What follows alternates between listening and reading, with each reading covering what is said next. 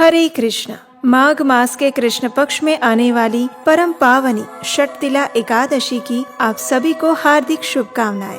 प्रातः काल की इस मंगल बेला में हम परम भगवान श्री कृष्ण से यही प्रार्थना करते हैं कि वे आपको इस एकादशी व्रत के पालन द्वारा हर प्रकार के भौतिक सुख और आध्यात्मिक परम उच्च गति और उनकी शुद्ध भक्ति प्रदान करें। ये एकादशी अत्यंत विशेष है, जो कि प्रत्येक वर्ष मार्ग मास के कृष्ण पक्ष की एकादशी तिथि को आती है। इस बार हम इस षटतिला एकादशी का पालन कर रहे हैं 25 जनवरी 2025 शनिवार के दिन, और इस व्रत का पारण हम करेंगे 26 जनवरी 2025 रविवार के दिन सुबह 7:22 से लेकर 10:53 के बीच में। ये एकादशी विशेष इसलिए है क्योंकि वर्ष की सभी एकादशियों में तिल का सेवन करना वर्जित माना गया है, लेकिन वर्ष में आने वाली एकमात्र यही ऐसी एकादशी है जिस दिन आपको तिल का सेवन करने की सलाह दी जाती है।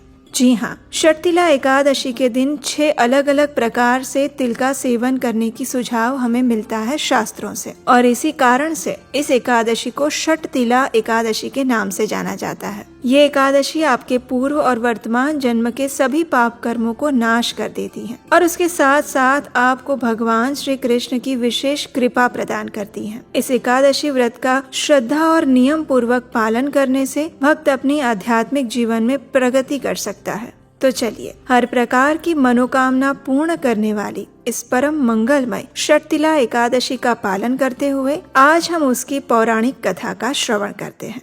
एक समय युधिष्ठिर महाराज ने भगवान श्री कृष्ण से पूछा, हे जनार्दन, माघ मास के कृष्ण पक्ष में कौन सी एकादशी आती है और उसका महत्व क्या है? कृपया इस विषय में विस्तार पूर्वक बताएं। भगवान श्री कृष्ण ने मंद स्मित के साथ युधिष्ठिर महाराज के समक्ष देखा और जैसे जन कल्याण के लिए एक विशेष संदेश दे रहे हो, उस भाव से उन्होंने कहा, हे राजन, माघ मास के कृष्ण पक्ष में आने वाली एकादशी को षटतिला के नाम से जाना जाता है। सभी पापों का नाश करने वाली इस एकादशी की कथा वास्तव में पुलत्स्य मुनि ने दालभ्य मुनि को कही थी। मैं उसी का पुनरुच्चारण आपके समक्ष करता हूँ, ध्यान पूर्वक सुनिए।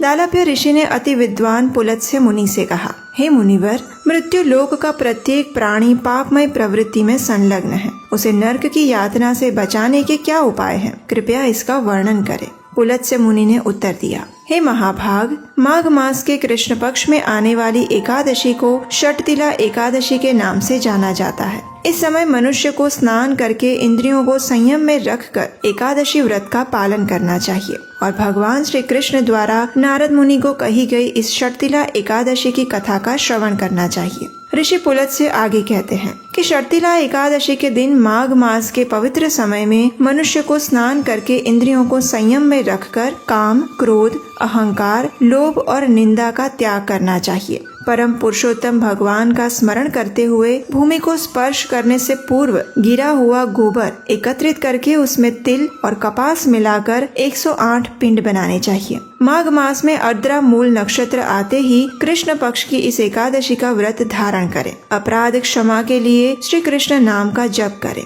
और रात्रि में होम जागरण करें। चंदन, कपूर और पवित्र भोग द्वारा पद्मनाभ श्री हरि की पूजा करें। फिर भगवान के पवित्र नामों का उच्चारण करते हुए पवित्र अग्नि में उन तिल मिश्रित 108 पिंडों को भगवान को अर्पित किया जाए। उसके साथ साथ सीताफल, नारियल और अमरूद भी अर्पित करें। अगर ये वस्तुएं उपलब्ध ना हो तो उसके विकल्प में सुपारी भी अर्पित की जा सकती है। षटतिला एकादशी पर तिल का दान देना, तिल का सेवन करना, तिल से स्नान करना, तिल डाला हुआ जल पीना, तिल का हवन करना और तिल का उपटन लगाना, ये 6 विशेष कार्य करने का महत्व है। तिल से जुड़े इन 6 कार्यों को करने के कारण ही इस एकादशी को षटतिला एकादशी के नाम से जाना जाता है। इस एकादशी के विषय में कहा गया है कि जो भी व्यक्ति इस षटतिला एकादशी के दिन तिल का दान देता है, वो हजारों वर्षों तक स्वर्ग में वास करता है। पौराणिक समय में एक ब्राह्मणी रहती थी। ब्रह्मचर्य का पालन करते हुए वह भगवान की आराधना करती और व्रत उपवास का पालन करती थी, लेकिन कभी भी उसने किसी ब्राह्मण या देवताओं को अन्न का दान नहीं दिया था। अनेक यज्ञ और तपस्या के कारण उसका शरीर दुर्बल हो गया था। वह शुद्ध तो हो गई थी, लेकिन उसने कभी अन्नदान नहीं दिया, इसलिए उसकी तपस्या अधूरी थी। एक दिन उसकी परीक्षा लेने के लिए भगवान श्री कृष्ण ब्राह्मण के रूप में उसके घर गए और अन्न की भिक्षा मांगी। उस ब्राह्मणी ने ब्राह्मण के वेश में आए हुए भगवान से पूछा,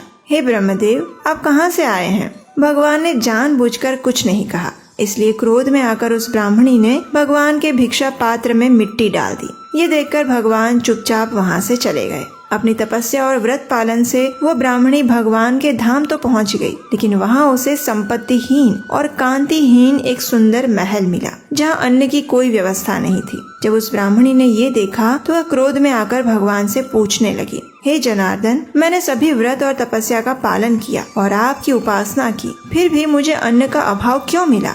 ये सुनकर भगवान ने उत्तर देते हुए कहा, हे साध्वी, तुम अपने घर लौट जाओ। तुम्हें देखने देवताओं की पत्नियां आएंगी। उन्हें षटतिला एकादशी की महिमा पूछकर ही तुम दरवाजा खोलना, अन्यथा नहीं। ये सुनकर ब्राह्मणी वापस चली गई। कुछ समय बाद ब्राह्मणी के घर पर देव पत्नियां आई और ब्राह्मणी को दरवाजा खोलने के लिए कहा। उस समय ब्राह्मणी ने उनसे षटतिला एकादशी की महिमा सुनाने को कहा। जब देव पत्नियों ने ये महिमा सुनाई तो उसके पश्चात ब्राह्मणी ने दरवाजा खोला और इस एकादशी का पालन किया, जिसके प्रभाव से उस ब्राह्मणी को अपने घर में धन धान्य और सौंदर्य प्राप्त हुआ।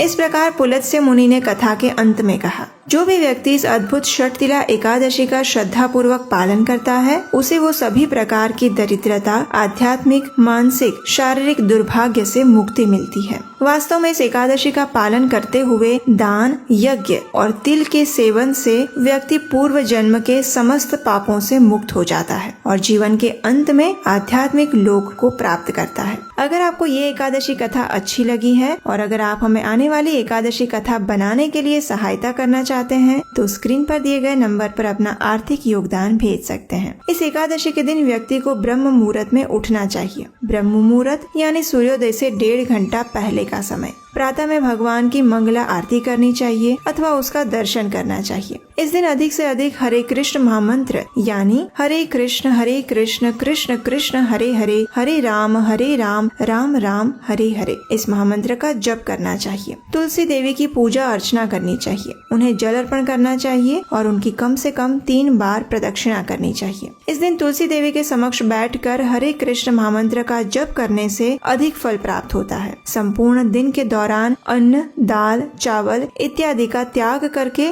उपवास करना चाहिए। यदि आवश्यकता लगे तो आप फल, दूध या एकादशी प्रसाद भी ले सकते हैं। उपवास का अर्थ होता है अपनी शारीरिक और मानसिक चेतना को अधिक से अधिक कृष्णमय बनाना। उपवास का अर्थ सिर्फ बिना भोजन के रहना नहीं होता। उपवास करके यदि कोई प्रजल्प करता है, व्यर्थ वार्तालाप और टीवी, मोबाइल इत्यादि में समय गंवाता है, तो ऐसे उपवास का कोई अर्थ नहीं रह जाता। उपवास का अर्थ है अपनी सभी इंद्रियों को नियंत्रण में रखना, यानी ना तो किसी के ऊपर क्रोध करना, ना ही किसी की निंदा करना, ना तो झूठ बोलना और ना ही जरूरत से अधिक सोना। इस दिन अधिक से अधिक हरि कथा का श्रवण करना चाहिए और वो भी प्रमाणभूत वक्ता से। इस दिन आप भगवत गीता, श्रीमद् भागवतम जैसे वैदिक ग्रंथों का भी अध्ययन कर सकते हैं। प्रयास करना चाहिए कि अपनी चेतना को अधिक से अधिक भगवान श्री कृष्ण के केंद्र में स्थित करके रखें। इसके लिए आपको अपने घर का वातावरण भी ऐसा ही बना के रखना चाहिए। संध्या के समय आप अपने घर में भगवान के समक्ष और तुलसी देवी के समक्ष घी का दीपक अर्पित कर सकते हैं और हरे कृष्ण महामंत्र का कीर्तन कर सकते हैं। दूसरे दिन द्वादशी पर निर्धारित पारण के समय पर नियम अनुसार एकादशी व्रत का पारण करें। पारण के लिए बनाए गए भोजन प्रसाद को तुलसी पत्र डालकर सबसे पहले भगवान को अर्पित करें और फिर उसे किसी सुयोग्य ब्राह्मण या वैष्णव को खिला सकते हैं।